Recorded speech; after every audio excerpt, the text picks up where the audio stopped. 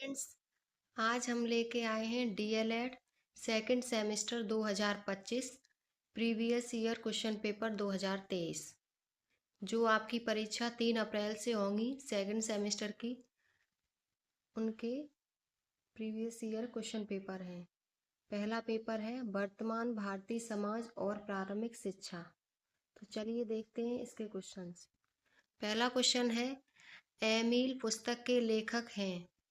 आपके ऑप्शंस हैं A Kant, B Plato, C Rousseau, D अरस्तु।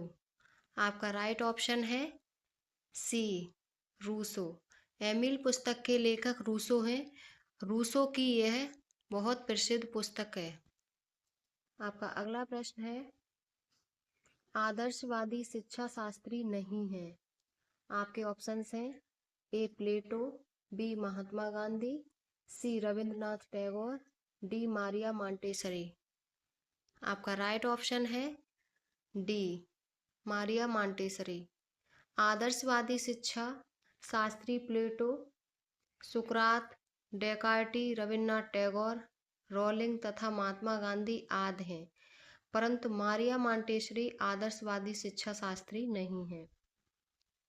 आपका अगला प्रश्न है, शिक्षा विकास है एवं विकास करना तथा अभिवृद्धि करना ही जीवन है, यह कथन है। आपके ऑप्शंस हैं ए जॉन डीवी का, बी कांट का, सी प्लेटो का, डी अरस्तु का। आपका राइट ऑप्शन है ए जॉन डीवी का। जॉन डीवी के अनुसार शिक्षा विकास है एवं विकास करना तथा अभिवृद्धि करना ही जीवन है। आपका अगला प्रश्न है, शिक्षा प्राप्त करने के लिए प्रव्रज्या संस्कार होता था। आपके ऑप्शंस हैं ए गुरुकुल शिक्षा पद्धति में, बी बौद्धकालीन शिक्षा पद्धति में, सी मुगल कालीन शिक्षा पद्धति में, डी वैदिक कालीन शिक्षा पद्धति में। आपका राइट ऑप्शन है बी बौद्धकालीन शिक्षा पद्धति में।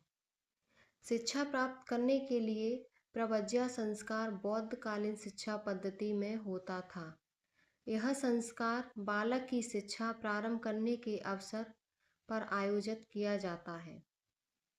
आपका अगला प्रश्न है, वैदिक कालीन शिक्षा के पाठ्यक्रम में अपराध विद्या के अंतर्गत नहीं है पढ़ाया जाता था।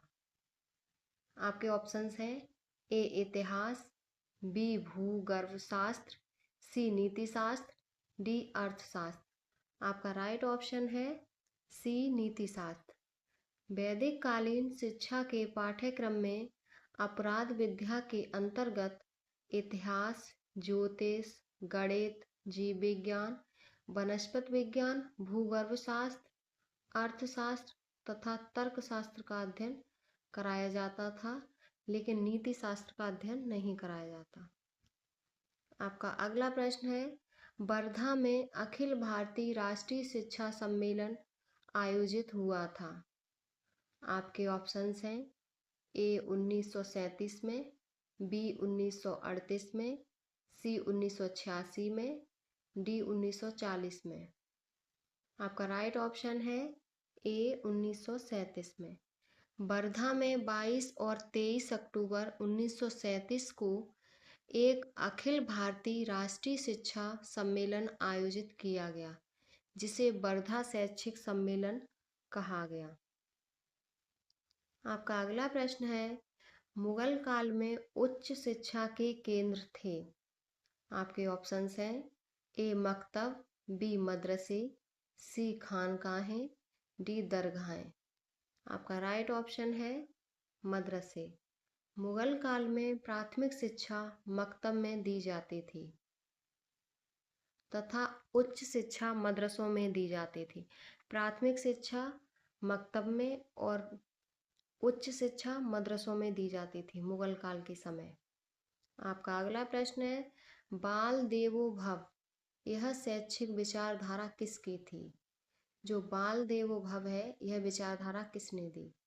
आपके ऑप्शंस हैं A Froebel, B Rousseau, C John Dewey, D Gijubhai Badheka. आपका राइट ऑप्शन है गिजुभाई बधेका। बाल देवो भव यह बदेखा की थी। गिजुभाई बालक को शैक्षिक विचार देवता मानते थे तथा उनके अनुसार बालक की आत्मा स्वतंत्र है। आपका अगला प्रश्न है, विश्व पृथ्वी दिवस कब मनाया जाता है?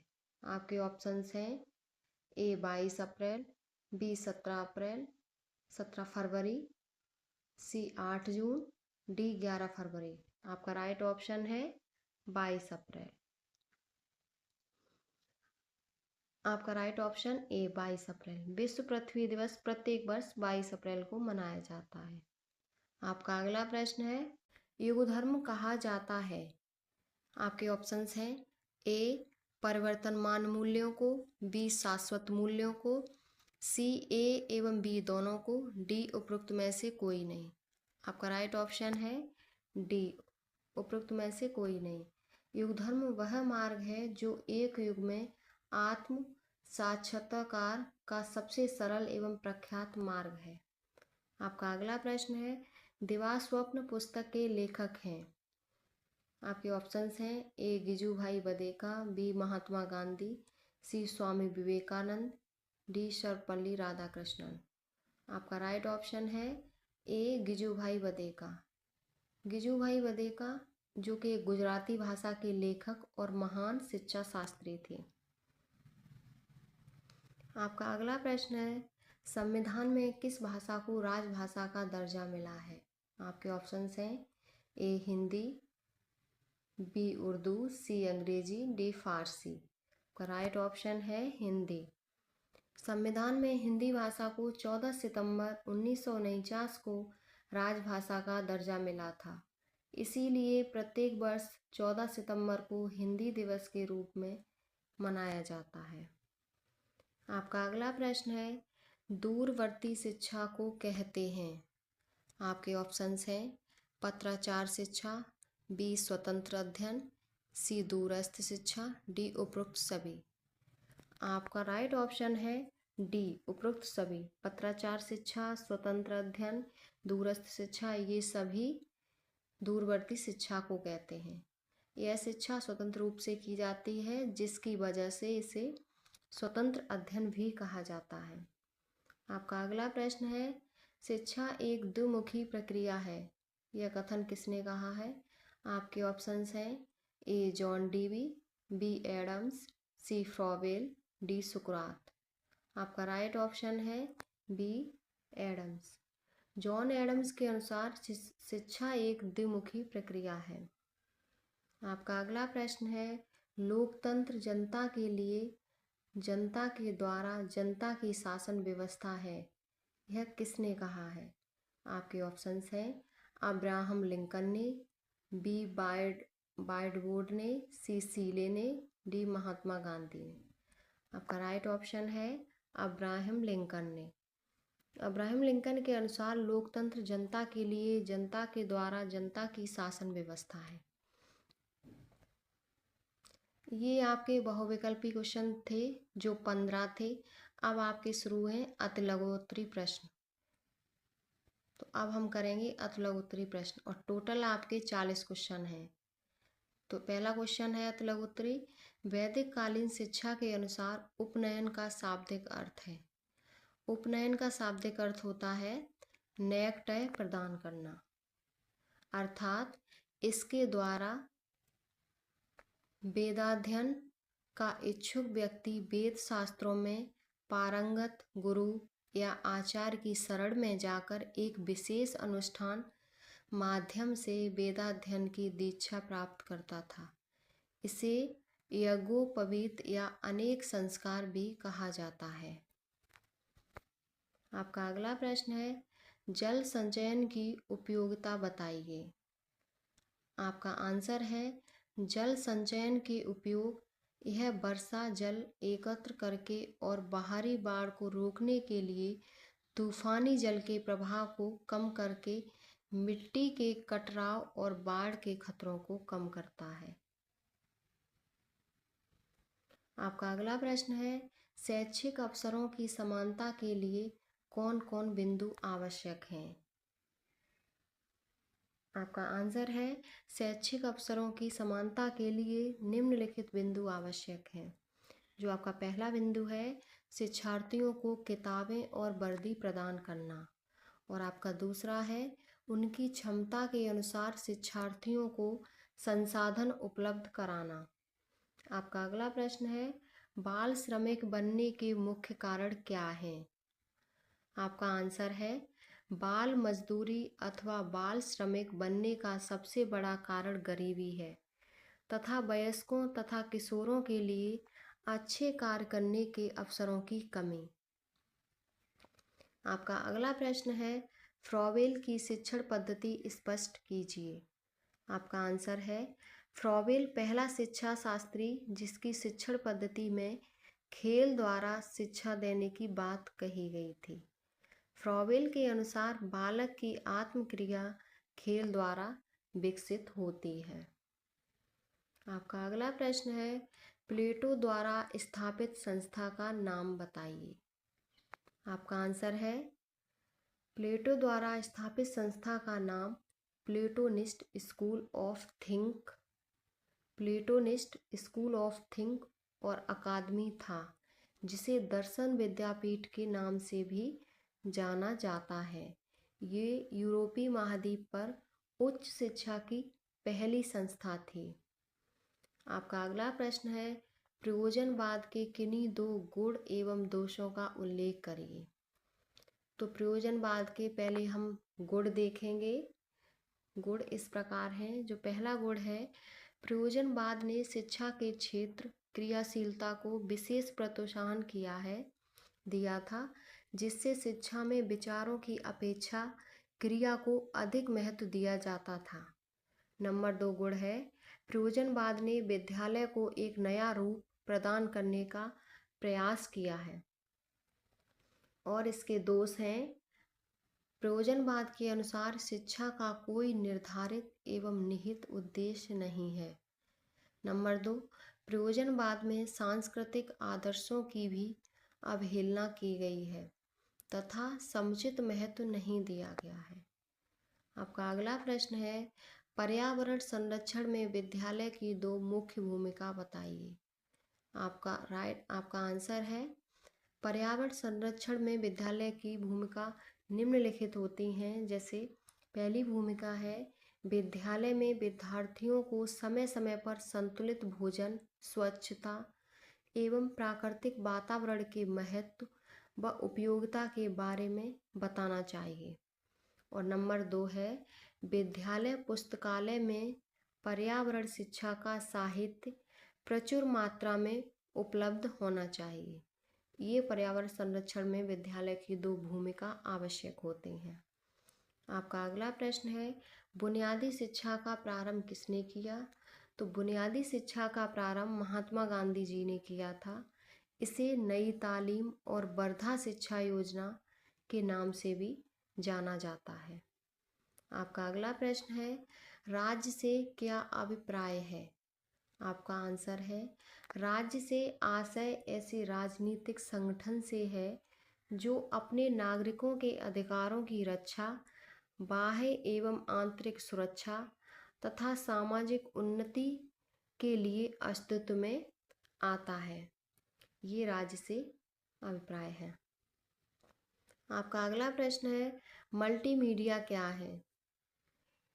तो मल्टीमीडिया अंग्रेजी के मल्टी तथा मीडिया शब्दों से मिलकर बना है, जहां मल्टी का अर्थ होता है बहु अथवा विविध और मीडिया का अर्थ है माध्यम।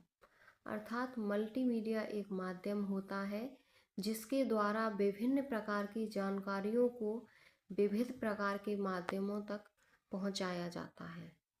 आपका अगला प्रश्न है, स्त्री शिक्षा के विषय में प्लेटो का क्या मत था? आपका आंसर है, प्लेटो ने महिला एवं पुरुष दोनों के लिए समान शिक्षा व्यवस्था लागू की थी। दोनों के लिए एक ही प्रकार की शिक्षा योजना बनाई गई थी। प्लेटो ने महिला और पुरुष दोनों के लिए एक जैसी शिक्षा योजना बनाई थी। आपका अगला प्रश्न है, भूमंडलीकरण को परिभाषित करें। आपका आंसर है, भूमंडलीकरण एक प्रक्रिया है जिसमें दुनिया भर में विभिन्न देशों और संस्थाओं के बीच आर्थिक, सांस्कृतिक, राजनीतिक और तकनीकी संबंधों में बढ़ाने का प्रयास किया जाता है। आपका अगला प्रश्न है, लैंगिक समानता से आप क्या समझते हैं? आपका आंसर है, लैंगिक समानता का आशय पुरुष एवं महिला के समस्त अधिकार, जिम्मेदारियां और समान शिक्षा आदि सभी समान रूप से होते हैं। आपका अगला प्रश्न है, स्वामी विवेकानंद के अनुसार जन शिक्षा क्या है?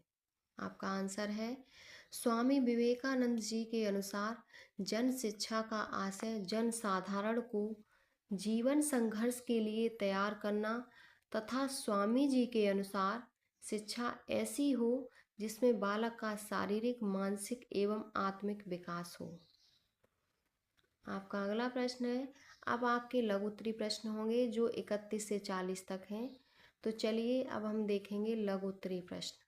तो आपका पहला क्वेश्चन है, शिक्षा की अवधारणा स्पष्ट करते हुए इसके महत्व बताइए। आपका आंसर है, शिक्षा व्यक्ति की अंतर्निहित क्षमता तथा उसके व्यक्तित्व को विकसित करने वाली प्रक्रिया है।